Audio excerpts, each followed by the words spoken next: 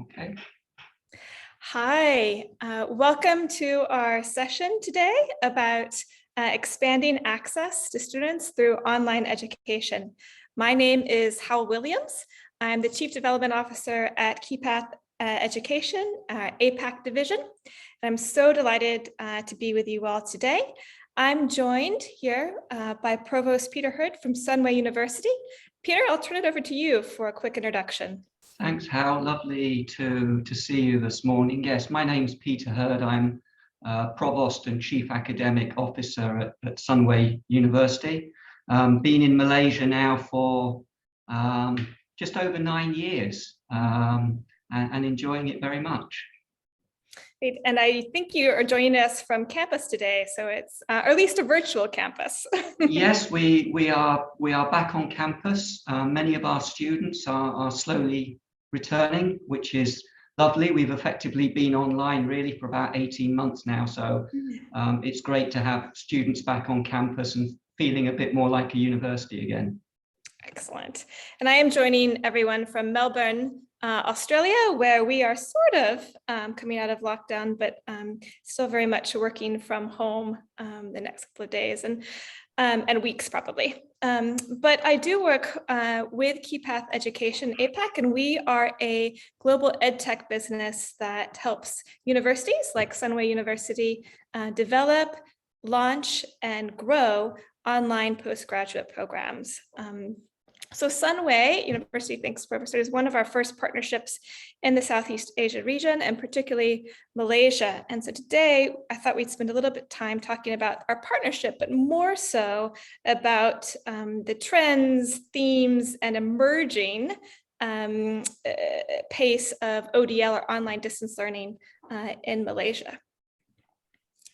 So Peter, you and I, we really began working together, I guess, in earnest in early 2020, right before kind of the world Yes, I changed. think in fact our first meeting goes back to about the end of 2019, I think. Yeah. And we have been exploring some possible avenues or pathways then, with everything from thinking about accreditation to degree products and student populations and market conditions. Really began kind of navigating all of those work streams around then, and launched or had our official partnership in late 2020, where we are launching together our first postgraduate programs in business as well as data science that are literally, I think, hot off the press this week. Absolutely. I think we've just started our first cohort of students on our new MBA, which is fantastic. Yes, and not a quick process, so No. to speak. So I think, but we've learned a lot along the way, as well as I think, adapted to changing accreditation and market and all sorts of COVID realities in this space. And I think there's some synchronicity there. And I know I don't envy particularly university leaders that are juggling all of those responsibilities and how to keep students safe at the same time. Yeah, it's certainly been an interesting kind of year or so. I think when we first spoke, we were all talking about, how do we start to develop and introduce more technology into our courses, and academics would often say, well, hang on a minute, do you really want to do this? Is this the right way to go? And then suddenly we get to kind of March 2020 and we're all in a hall saying, look, we've got to do this next week, guys. And actually, it's worked really remarkably well. I have to say the staff have adapted wonderfully. The students have adapted wonderfully, and we're lucky that our student satisfaction has really held up. In fact, we've been 15 percentage points higher than the average student satisfaction in Malaysia over the last 18 months. And I think that's testament to all the investments we've made in the technology, but in the way we tried to support our staff and students through the process. But it's certainly been, from my point of view, unprecedented. And in that sense, it's kind of interesting and exciting as well.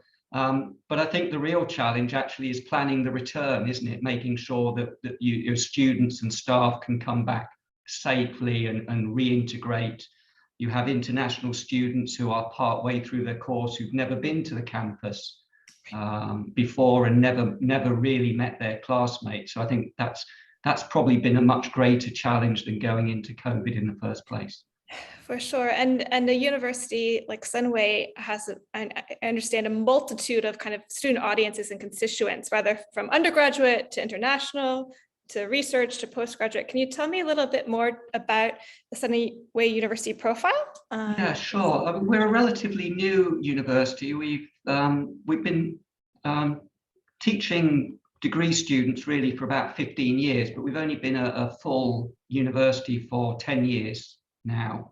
And I've been here for 9 of those. So when I came, we were really just very new as a university, and we had only 2,500 students when I came. Today we have just short of 8,500. So we've grown tremendously, and it's been an exciting challenge how we grow those student numbers and make sure that you keep the quality and standards going. And we've gone, as you would expect, with 2,500 students to just a handful of programs, to having now kind of 60 plus programs. We've moved from having largely diploma students. Now our predominant, by far our biggest number of students are at undergraduate level. And of course now, and this is, kind of really connected to our partnership with Keypath, we're very much looking at how we expand our postgraduate offer as well. So that's the kind of journey that we've been on, and the kind of journey that we're going through. Most of our students come from the kind of greater KL area. We're just, for those who don't know, Sunway's about 15 kilometers kind of west-southwest of the center of KL. So most of our students come within a kind of 10 or 15 kilometer radius of where we are. But clearly, like any university, we want to impact the lives of students wherever they may be. And so that's one of the reasons why we've been kind of thinking about going into the ODL arena as part of our future developments. And particularly those, which we specialize in, the working adult, our professional postgraduate population that's looking to upskill their careers, maybe do a career change, but mostly are balancing work and family, and would go to campus if they could, and certainly are interested in some opportunities, but just for flexibility and convenience, have to make that choice. Yeah, absolutely. I mean, we've always prided ourselves on having really wonderful facilities, and you can kind of see Sunway University in the background behind you, and we're building some new facilities as well. So we've really very much prided ourselves on being campus-based university, but we recognise that if we want to reach out beyond our kind of traditional student market, they simply can't come to campus on a regular basis. If they're working in the center of KL, it could be a 2 or 3 hour drive to get into the campus with the traffic, or they might be in Penang or Johor or anywhere else, and so it's simply not practical for them to come. But what we didn't want to do is simply kind of put up an online course and it be just that. I mean, what we really want to do is extend our campus virtually rather than just kind of offer a program online, and that's really important to the kind of strategy that we want to take forward as we grow our programs.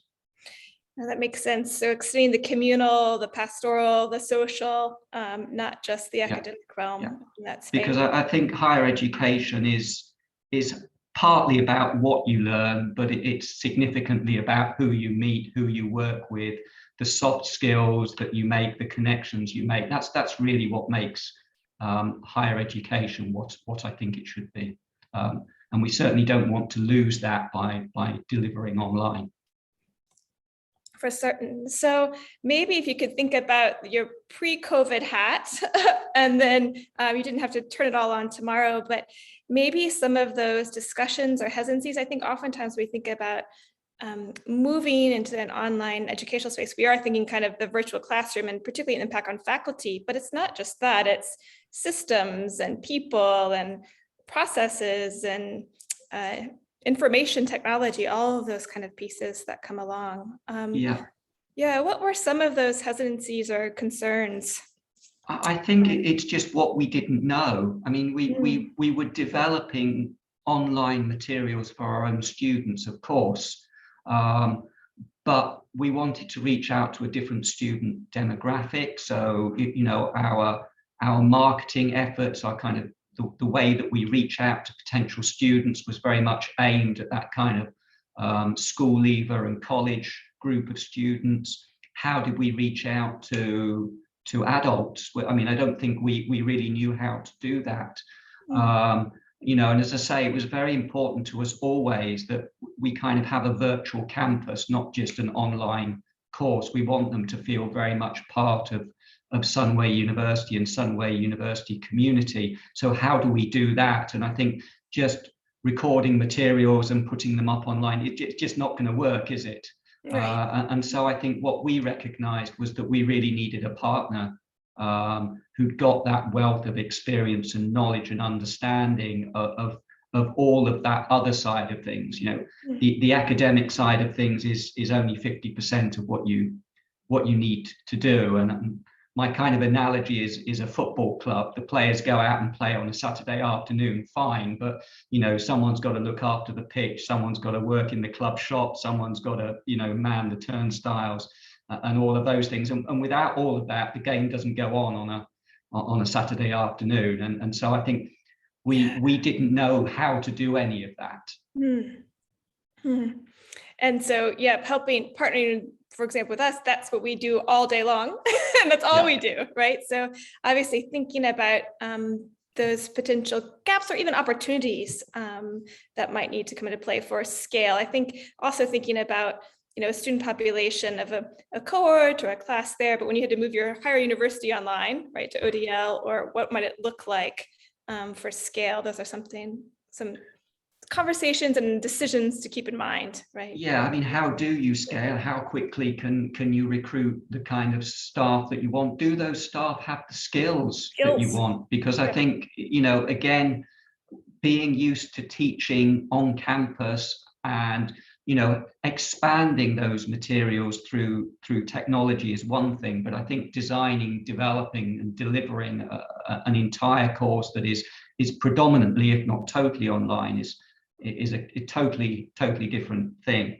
I had some experience way back in the 1990s when kind of distance learning courses really started to take off. We developed a master's in biological sciences, and we quickly realized, I think, how much we didn't know, and we thought that we could just kind of take this course, put it online, have a kind of few email conversations with people, and all would work well. And of course it didn't. And I was keen that we didn't make the mistakes that we made way back then. That makes sense. And the old get the VHS or the reading materials in the mail and mail them back. That was my early distance education. Yes. Well, I did an open university course many years ago, and a week before the course, this huge box of books and materials and CDs arrived on my doorstep. Yeah, but I even think that's a classic example of thinking about teaching and learning models for the online space that are not new, but can be different, particularly for the postgraduate, which could be more activity-based, project-based, thinking about assessment differently than an undergraduate classroom. And that's a very different way of designing an experience for students with quality outcomes, demonstrating to meet those outcomes. But it's a different model.